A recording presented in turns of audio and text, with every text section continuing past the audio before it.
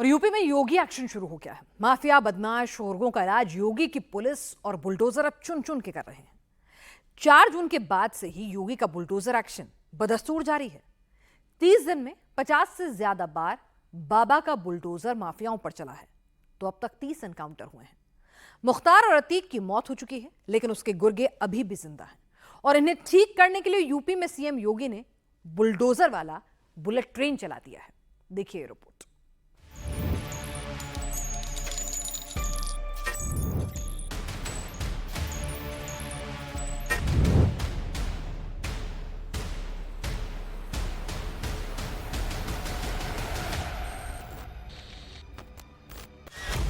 जमीन पर पड़ी रिवॉल्वर,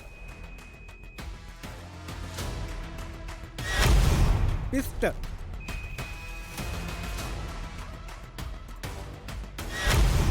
गिरी हुई बाइक,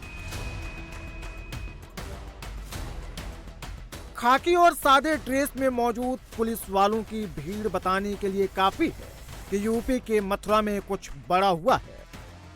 यूपी में पुलिस ने एक बड़े डॉन के बड़े कॉन्ट्रैक्ट किलर का एनकाउंटर कर दिया है। पुलिस ने एक बड़े डॉन के राइट हैंड का काम तमाम कर दिया है।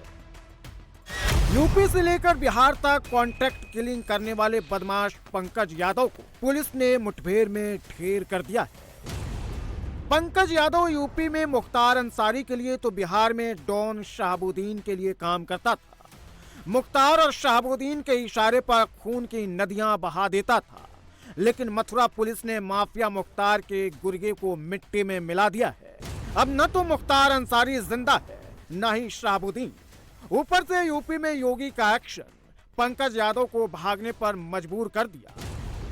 पंकज यादव अपना ठिकाना बदलता रहा, कभी बिहार पहुंच जाता तो कभी यूपी के मऊ में जान बचाने के लिए मुख्तार के गुर्गों के यहाँ शरण ले लेता, तो कभी पश्चिमी यूपी के आगरा मथुरा में छिपकर योगी के पुलिस से बचता रहा।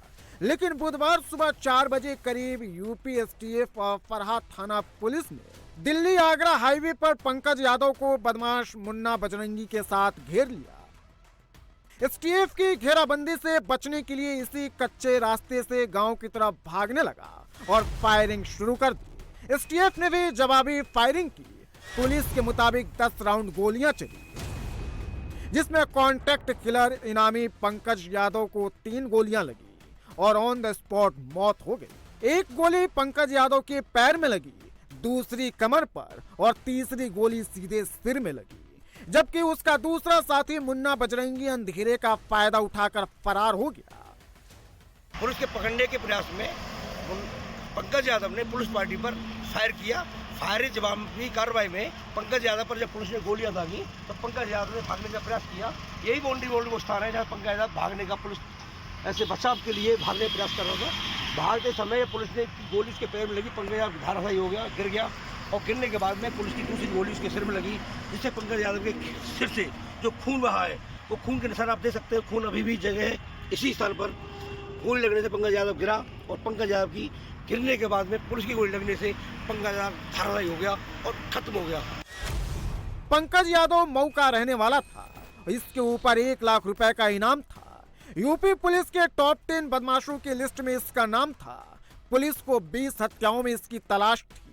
पंकज यादव पर ठेकेदार मन्ना सिंह हत्याकांड के गवाह और सुरक्षा कर्मी की हत्या का भी आरोप था। हत्या, लूट, डकैती और रंगदारी समेत 40 से ज्यादा मुकदमे दर्ज थे। मैं यहाँ पूजा फैक्ट्री में ड्यूटी करता हूँ, दुकान है मेरा। पूर्व क्या देखा आपने सुबह? हमने इस सुबह ये देखा कि यहाँ पर गोलियों की आवाज़ आ रही थी। आवाज़ आते ही जब सुबह हुआ तो पुलिस दिखाई दिया है। पुलिस दिखाने के बाद हम यहाँ आए तो पुलिस वालों ने कह दिया आप जाओ। 4 बजे के टाइम में फायरिंग की आवाज़ सुनी थी, पर हम तो अपने गांव में वहीं थे। सुबह आके पता चला कि यहाँ काफ़ी पुलिस वगैरह खड़ी थी। एसएचओ साहब की भी गाड़ी आई हुई थी। आके यहाँ देखा तो यहाँ लाश पड़ी हुई थी उनकी, वो एनकाउंटर में मारे गए। पंकज यादव मुख्तार अंसारी का कॉन्ट्रैक्ट किलर था, लेकिन मुख्तार अंसारी मर चुका है। तो क्या पंकज यादव मुख्तार की पत्नी अफशा अंसारी के लिए काम कर रहा था? जेल में रहते हुए मुख्तार का गैंग अफशा अंसारी ही चलाती थी। अब मुख्तार मर चुका है, अफशा अंसारी फरार है। अफशा अंसारी पर 9 केस दर्ज है, 75,000 रुपए का इनाम है, लुकआउट नोटिस जारी हो चुका है। सवाल यह है कि अफसर अंसारी अंडरग्राउंड होकर तो कहीं मुख्तार के गैंग को ऑपरेट नहीं कर रही है। 4 जून के बाद यूपी में ये जो सोच बनी कि अब कोई भी अपराध करेगा तो कुछ नहीं होगा, तो ये सोच रखने वाले अपराधी और ऐसी सोच वाली सरकार दोनों बदल चुकी है। यूपी में योगी की सरकार है और गुंडे माफिया बदमाशों के खिलाफ योगी का मैसेज एकदम क्लियर है, एक्शन होगा और जबरदस्त तो होगा। जिस राम जन्मभूमि के बारे में लोग कहते थे कि अगर फैसला राम मंदिर के पक्ष में हुआ तो सड़कों पर खून की नदियां बहेंगी। यूपी में योगी किसी को बख्शेंगे नहीं, फिर चाहे वो डॉन हो या फिर डॉन का गुर्गा। योगी माफिया को मिट्टी में भी मिलाएंगे, माफिया का पूरा नामो निशान भी साफ कर देंगे। योगी तब तक चैन से नहीं बैठेंगे जब तक वो यूपी को क्राइम फ्री नहीं बना देंगे, और इसी के लिए योगी और योगी का मिशन ऑन है। सीएम योगी का आदेश क्लियर है, पुलिस हेडक्वार्टर में पड़ी माफिया गुंडे बदमाशों की क्राइम फाइल है, साफ करो। और 4 जून के बाद योगी के इस ऑर्डर का इम्पैक्ट दिखने भी लगा है। जो माफिया बनने के बारे में सोचेगा भी उसे पहले ही खत्म कर दिया जाएगा। यूपी में रहना होगा तो अपराध को छोड़ना पड़ेगा, वरना यूपी पुलिस उन्हें जेल या फिर जहन्नम भेज देगी। योगी का एक ही आदेश है, यूपी में रहना है तो फिर सरेंडर करना होगा, यूपी में रहना होगा तो कानून को मानना होगा। 4 जून के बाद से यूपी में 30 से ज्यादा एनकाउंटर हुए हैं। इसमें 1 लाख रुपए का इनामी शहनूर उर्फ शानू भी शामिल है।